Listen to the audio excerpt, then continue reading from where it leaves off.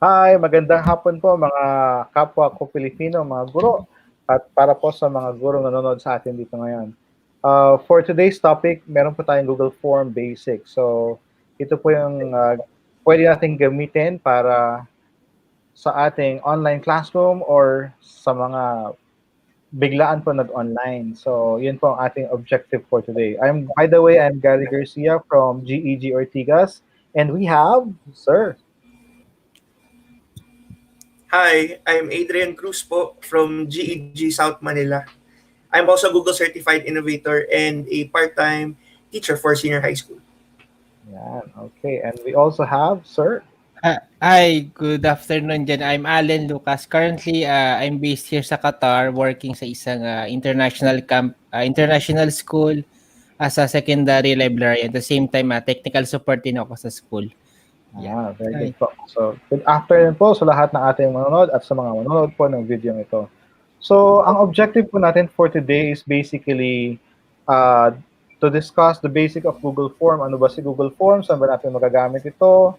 So, meron po tayong dalawang example na ipapakita sa ngayon. Yung una po ay yung use ng Google Form as registration and or assessment sa mga bata. Kasi paano tayo magbibigay ng quiz sa mga bata kung magkakahiwalay tayo? That's the first example. And then the next example will be Google Form for the library, how to borrow books. So para, kasi yung iba pong schools, hindi naman lagi makaka-purchase ng isang license na, or isang program na mamahalin para mailag lahat ng borrowing sa paghiram ng libro at pagsosoli ng libro. So, dalawang example po tayo. At meron din po tayong gagamitin na add-on sa bawat example natin. Okay po? So, kung meron po kayong tanong habang nanonood o para po dun sa mga manonood in the future, just leave a comment po, type your question as comment, and then we will try to get back to you and answer them for you. Okay? So let me start with a demonstration on the basics of creating Google Form. So, ang mahalaga lang pong requirement para makagawa tayo ng Google Form, unang-una, meron po tayong Gmail account. So, kung meron po kayong G Suite for Edu account, mas maganda po yan kasi unlimited po yon. So, make use of the account and then you go to drive.google.com.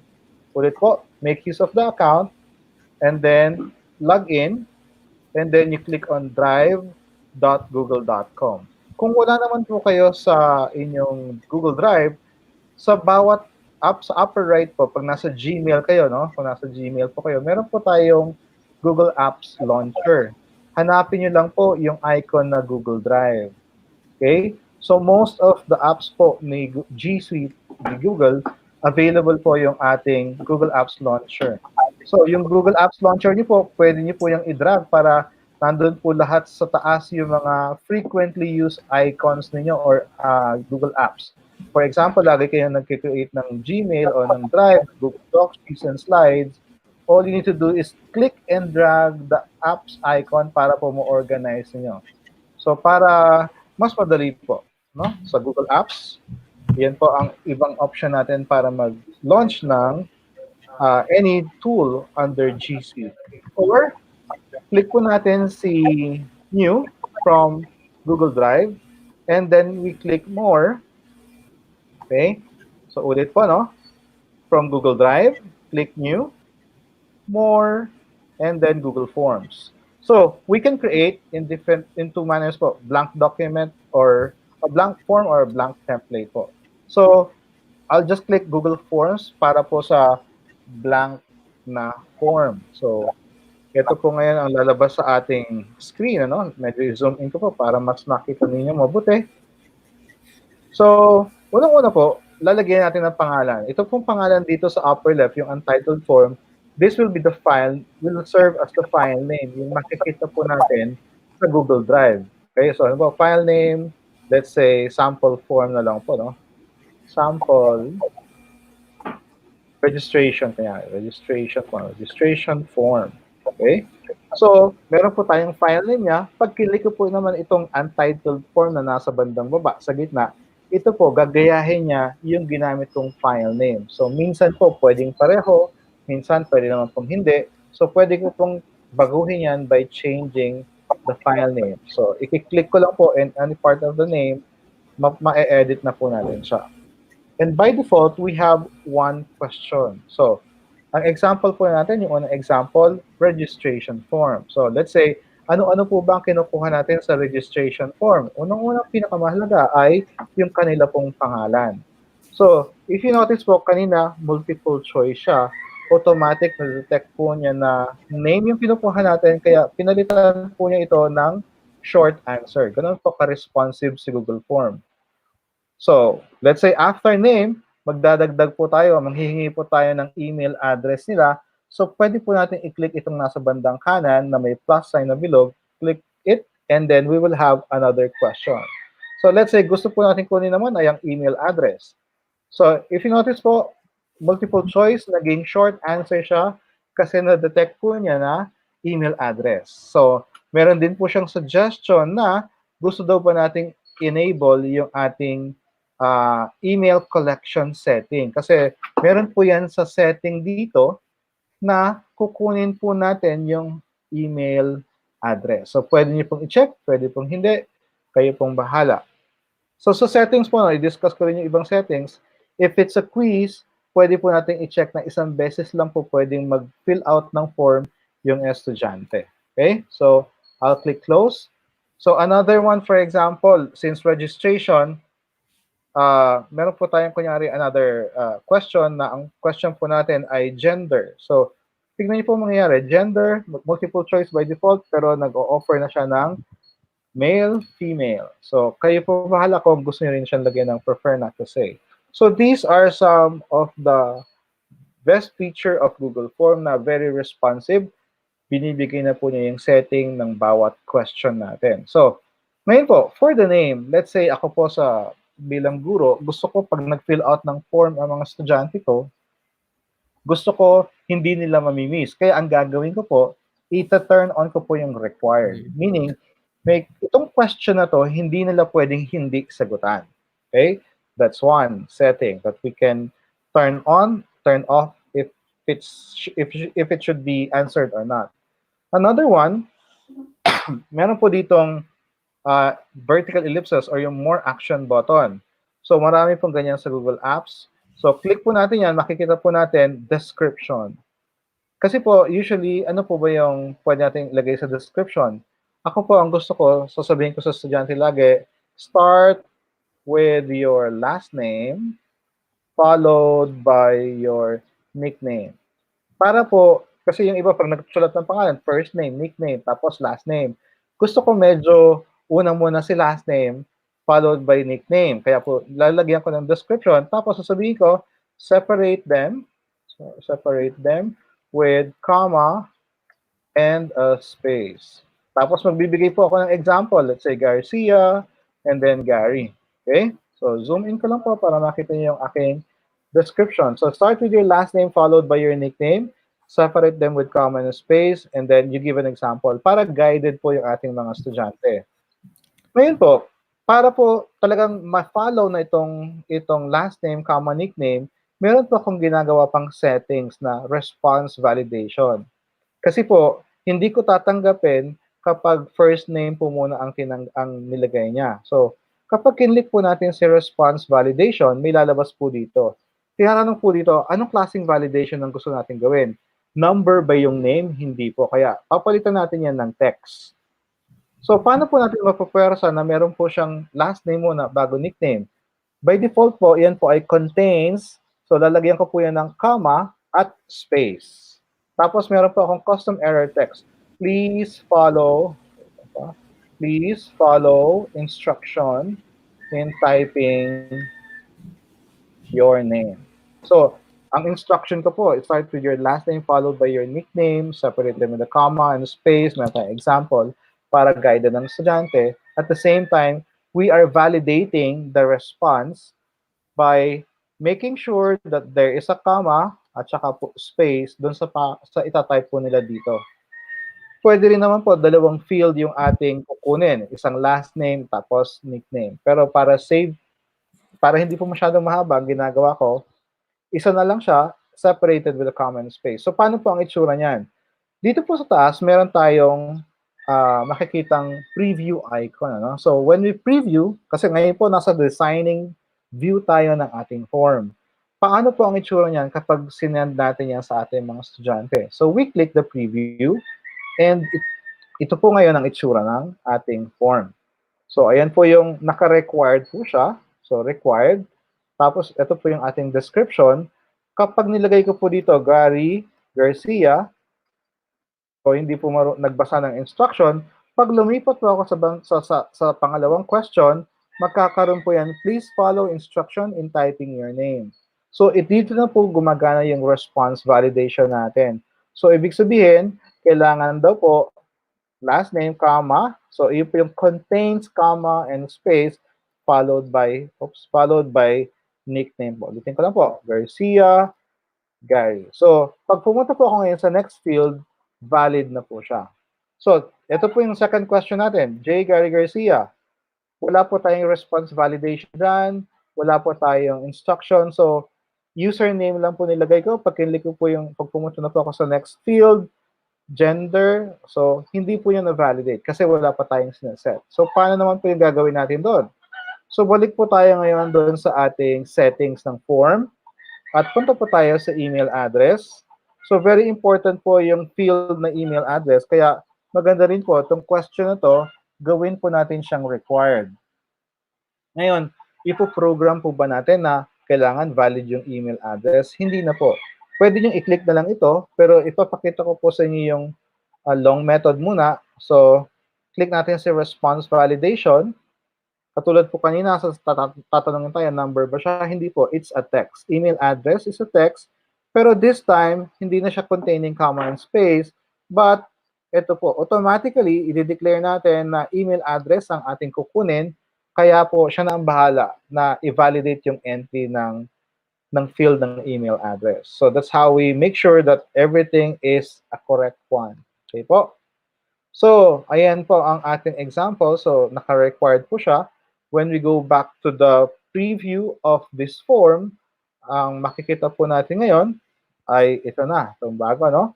So, pag matigas po ang ulo ng estudyante at hindi sumunod, hindi po siya makakaalis. So, kailangan po niyang basahin lahat at makita po natin na tama ang pag-type nila. Dito, so J. Gary Garcia, kanina po, pumayag siya. Ngayon, hindi na po pag nagpunta ako sa next field. So, ibig sabihin, at gmail.com, invalid din po yan kasi meron pong space doon. So, pag nawala po yung space, automatic i-detect na yan. So, mail and then submit.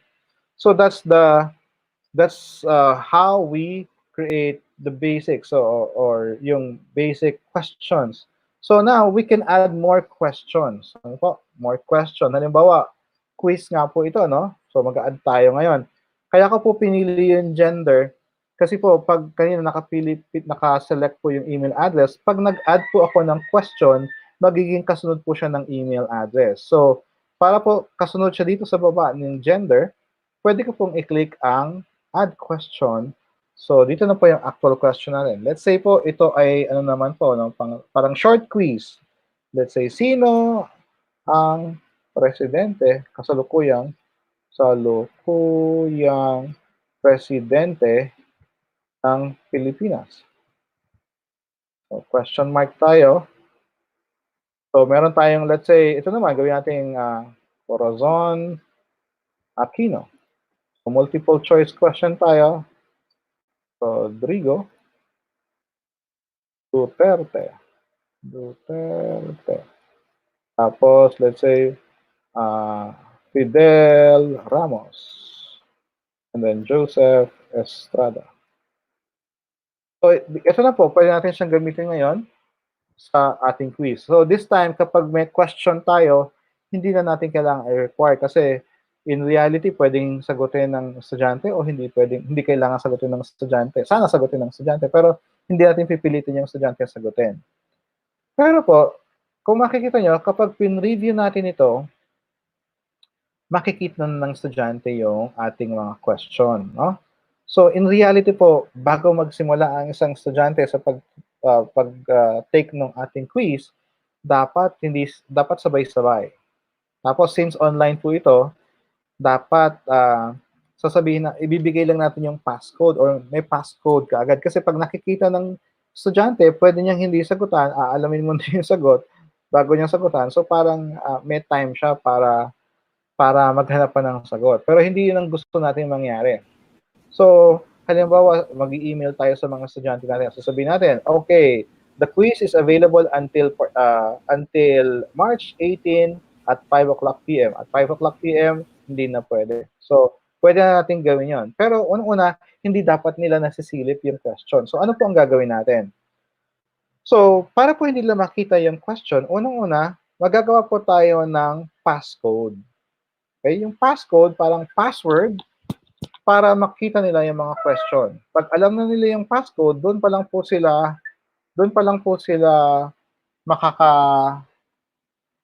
makakapagsagot ng ating questionnaire, no? So, dito po, gagawin po natin siyang required. Tapos, gagawin po natin, yung response validation niya ay, ang gagawin po natin sa response validation niya ay regular expression. Since passcode po ito, ang gagawin po natin, it should be matches. Okay? So, ano pong ibig sabihin nun? Dito po natin lalagay yung ating password. Let's say, ang password po natin kunyari ay secret. Ayan. Secret. So, capital S, capital R. Ibig sabihin, it should match the word, this text, the way it was written. So, eksakto po dapat. Hindi po pwedeng small letters lang lahat. Kasi dapat po, pati yung capital S, capital R, nakukuha po niya. So, para po magkaroon tayo ng passcode. Okay? So, kapag tinignan po natin yan, papakita ko po sa inyo, no? So, pag tinype ko po dito, secret, matatanggap niya. Pangalawa, nandito na yung pangalan, email address, tapos yung tanong. So, ano pong solusyon doon? Balik po tayo ulit sa ating form, ano? Ang solusyon po doon, pagkatapos nyo po lagyan ng passcode, mag-create po tayo ng section. Ibig sabihin, parang next page. They cannot go to the next page kapag hindi po nila nakuha ng tama yung ating passcode. Kaya ayan, untitled section, kasi next page na po yan. Let's say, dito, student,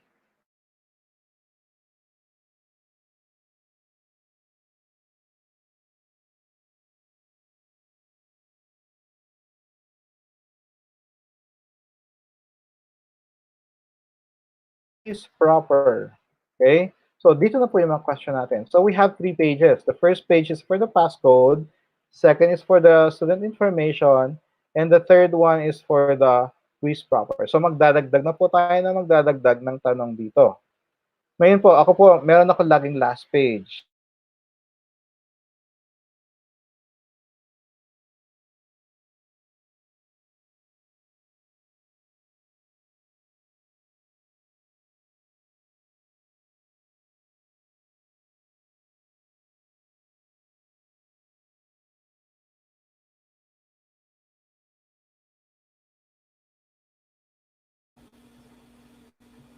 Signifies that Sir, you have, yes, yes, sir, Adrian, question?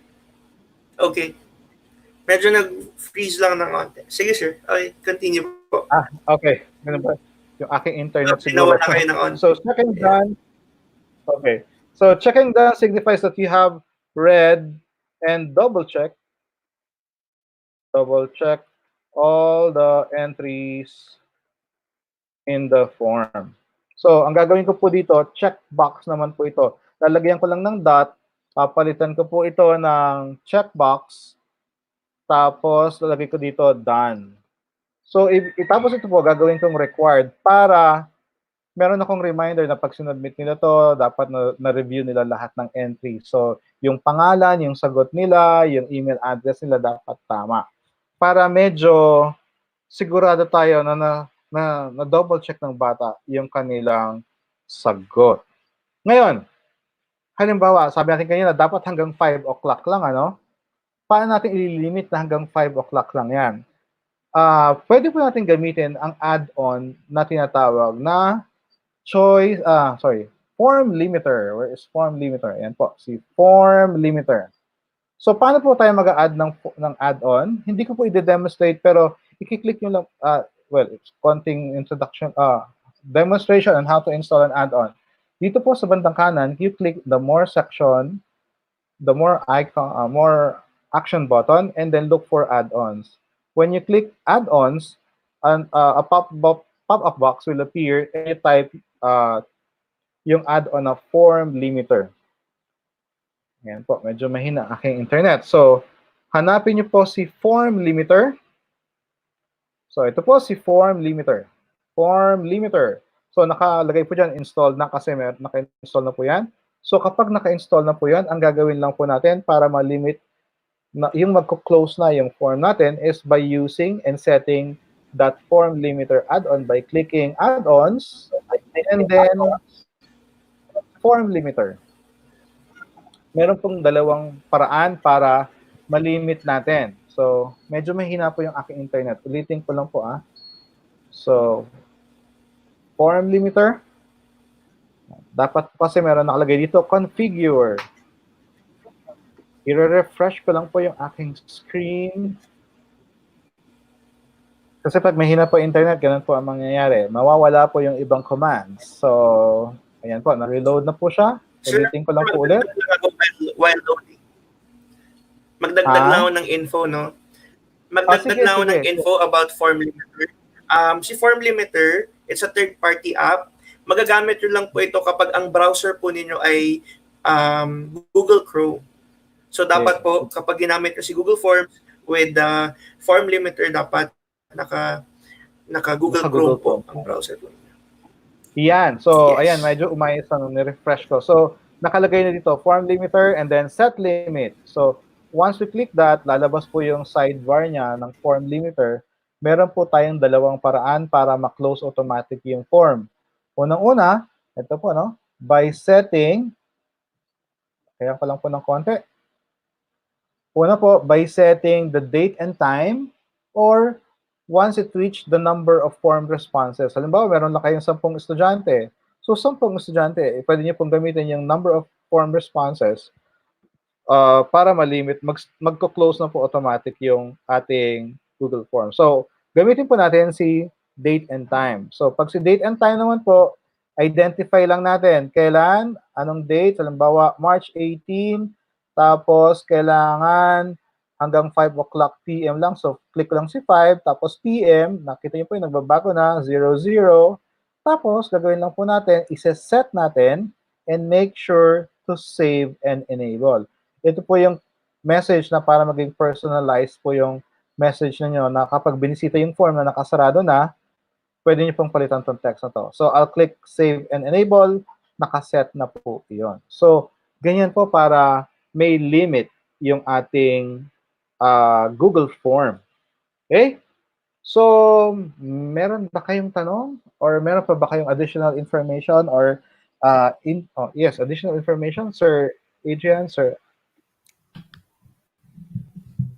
Allen, meron po ba? Tanong ko lang, sir, yung bang Yes, mga sir. add-ons, available siya sa lahat ng G Suite or available lang siya for G Suite for Education? Ang ginagamit ko po ngayon ay personal Gmail. So, ang alam Okay. ko, available po siya sa lahat po. Sa lahat.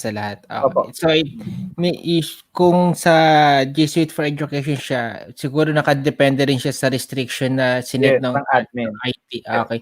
Pero free available siya for yung regular G Suite lang. Opo, available po siya sa G Suite for Edu, for work, for personal. Yan po. Okay. Actually, yan yung isa sa mga features na maganda kasi for example, dito sa school namin, so meron kaming gagawin na form, parang exit form kung tawagin. So at least, pag meron siyang limitation, let's say a certain period lang siya na pwede mag-login, isa yung sa magandang features niya na pwede namin i-include sa form na gagamitin namin sa mga estudyante. Yes, tama po yan. So, Sir Eden, may ako pang idadagdag?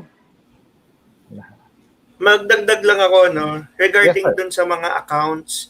So, meron tayong Google for Education accounts na yung dulo ng email address ay .edu.ph. Meron din tayong yung @gmail.com which are the regular accounts. So, for all accounts, we can enjoy and use all the Google applications, slides, or even Google Classroom. Good, Naka-register good. as a school domain or school account, pwede pa rin pong alternative ang Gmail accounts natin for teachers na nakikinig po ngayon. No? So pwede kung may Gmail account kayo pero walang domain, pwede nyo pa rin pong itawid ang inyong mga lessons using Yeah. Google Forms. At least yun yung isa sa magandang feature. So at least syempre may mga teachers na gusto mo din nilang i-test at least before nilang i-suggest sa schools nila na kumuha ng G Suite for Education, at least matetest nila on their personal accounts, at least magkakaroon din sila ng way para i-demo sa mga admin nila for approval. Opo. So para nga po pala dun sa mga gustong kumuha, sa mga eskwelahan na gustong kumuha ng Edu account ng G Suite for Education, it is for free given by Google. All you need to do is contact us, Sir Adrian, myself, and QSR, which is the official Google partner here in the Philippines. We are glad to help anyone if you want to get an Edu account for your school. Okay po? So, next example mo natin ay paano naman, ito mas maikli po to, medyo napahaba po tayo. Paano naman magagamit ang isang Google Form sa isang library, no? So, let me close this form. Let me close all this. And then, I'll create, so ito po ngayon yung back to Google Drive. So, dito ako gumawa kanina, no, ng Google Form. So, let's make another Google Form. So, right-click ko yung blank area, and then click more, and then Google Forms. Oops, medyo nasa baba po siya ng screen ko. So, Google Form, ayan. So, let's say, ang pangalan naman nito ay library system kunyari, ano? So, library system. Okay. Library. Okay, medyo mabagal ang ating internet. So, library system. So, paano, let's say, borrowing books, okay? So, syempre, unang-una pong kailangan natin sa mga ganitong pagkakataon ay yung pangalan ulit ng estudyante at dapat siya ay required. Okay? So, marami pa tayong pwedeng itanong. Tapos, isa sa mga tanong din, since this is a borrowing library system for borrowing books, let's say, dito, books to borrow. Dito natin lalagay yung mga pwede niyang mahiram sa library or items to borrow na lang. Items to borrow. Kasi hindi naman book lang ang pwede doon sa library ng hiramin. Marami tayong pwedeng mahiram. Yeah. So, maglalagay na lang po ako dito. Lagay natin item 1, item 1, item 2, item 3.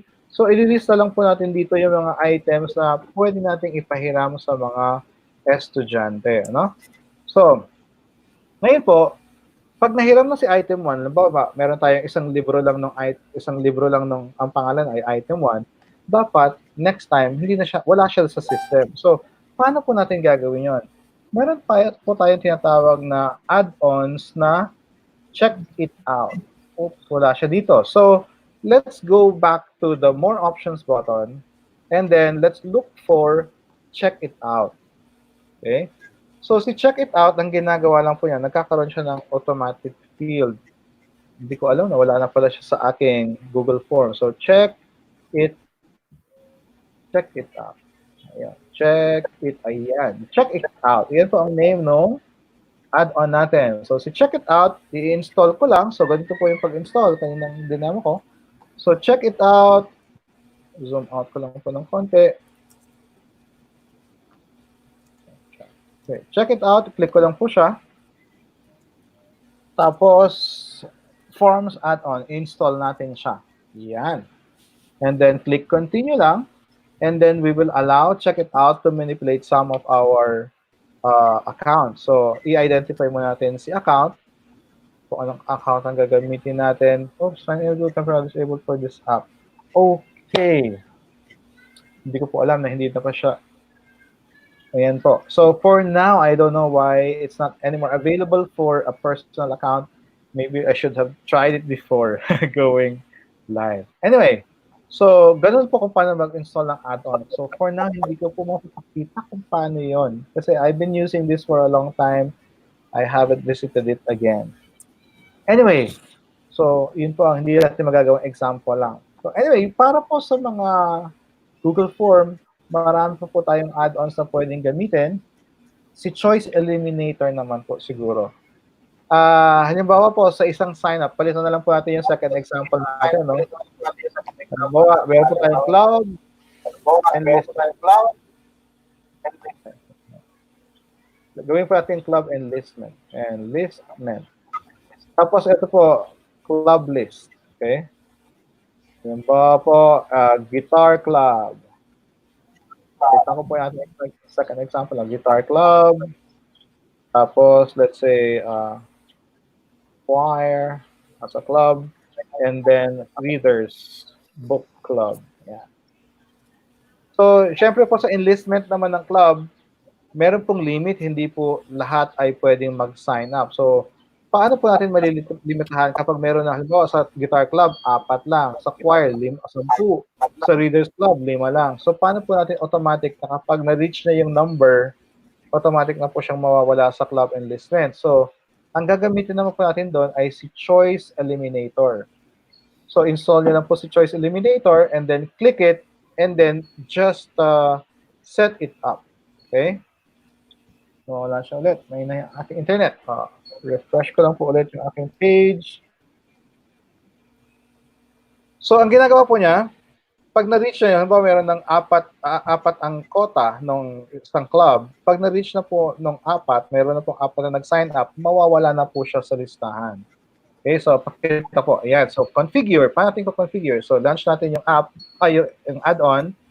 Click po natin si configure, tapos hahanapin po niya, madidetect po niya yung ating multiple choice, which is yung club list. Ito po, i-click lang po natin. So sinasuggest niya, drop down or multiple choice din po ang paggamit nito, no? So, click lang natin. So, dito sa sidebar niya, i-click natin si club list. Ito yung i-eliminate natin yung choice. So, habang kinikreate po niyan, explain ko lang po ulit, isa-set po natin ang number ng pwedeng matanggap sa bawat club. Okay? So, i-click lang po natin yung choice option kasi pwede po magkakaiba, hindi po pwedeng, hindi naman kailangan pare-pareho, no? So, makita niyo po, meron siyang limit ngayon. So, let's say, gawin natin for the purpose of our discussion, dalawa lang din dito sa choir, tapos tigda-dalawa na lang sila. Pero in reality, more than that po, no? So, pagkatapos nyo iset yan, i-click nyo lang si close, tapos i-close lang po ulit natin. Tapos na po yon. Paano tapos na po yan? I-try po natin, ano? So, i-preview ko po ito. So, magta-type po ako ngayon ng pangalan, let's say, Gary. Yan. Tapos, mag-enlist ako sa club, guitar club. That is the first submission. So, ilan na lang po ang pwede doon sa sinet natin. Isa na lang po, no? So, let's say, I'll click submit another response. And then, let's say, lagay ko dito si Adrian. So, sa pangalawa na po siya magli-list doon sa club na to. Tapos, isasubmit natin. So, dapat, kapag click po natin yung link na to, at pag nag-click po ulit tayo ng link na to, submit another response, kung nakikita nyo po ngayon, let's say, Allen, yan, 2 na lang po. Kasi meron ang limit natin na reach niya, kaya automatic tinanggal na po siya doon sa listahan. That is the add-on Choice Eliminator. Galing po, no? So, yan po. So, wala pa siyang nililista. So, gawin natin, submit ulit. So, submit ulit tayo ng isa pa. So, tigda-dalawa yung ginawa natin. Halimbawa, si Jose naman, magka-choir din. So, pangalawa na siya. So, pagbalik natin ngayon dun sa link, makikita nyo po na kapag nag-submit another response tayo, isa na lang kasi limit po ng bawat club na sinet natin ay tigda-dalawa lang. So, that is the use naman po of the add-on Choice Eliminator. Yan, very, very useful din po yan. So, meron pa po bang question or inquiry or comment? Sir Adrian, Sir Allen? Actually, gulat ako doon sa mga add-ons. Ngayon ko lang na-explore yung mga na meron palang add-ons for Google Form. Actually, yung Choice Eliminator, magandang way yon to register yung mga after school dyan sa atin sa Pinas. Oo. Na gusto nila ng online registration instead na yung conventional na susulat pa ng mga teachers, ipapasa. at least kung ma-introduce nila to or ma-implement nila tong Google Form for yung nga, mga after school, magandang way yung choice eliminator kasi from there mafi-filter out na ay Yes. bakit lang may limit lang at pag nakuha yung limit Oo. So, first come, first serve po yung first come first serve, oo. Yun ang maganda, at least mako-control yung limit ng na participants for specific lineup, yun nga. Actually, ngayon ko na na-explore yung yung mga add-ons na yun. Yung add-on. Marami pa po magandang add-on. So, marami. Marami pa po talagang add-ons yan. Isa po yan sa mga favorite add-ons ko. Yeah. Ikaw, Sir Adrian, ano favorite add-on? Actually, yung favorite add-on ko lang din is form limiter. Dati kasi ang ginagawa ko noon, let's say may mga online registration forms kami, inaabangan talaga namin, let's say, kunyari, the form will be open lang ng, kunyari, 8 a.m. to 5 p.m. Aabangan talaga namin hanggang 5 p.m. From there, tsaka namin i-off. Now, with the form limiter, we just we can just set the time, or even for the number of registrations, let's say, you have a big 50 guests. Dati, inaabangan namin 1, 2, hanggang maging 50. Ngayon, just set to 50. Medyo matrabaho yun. Ang maganda rin with the add-ons.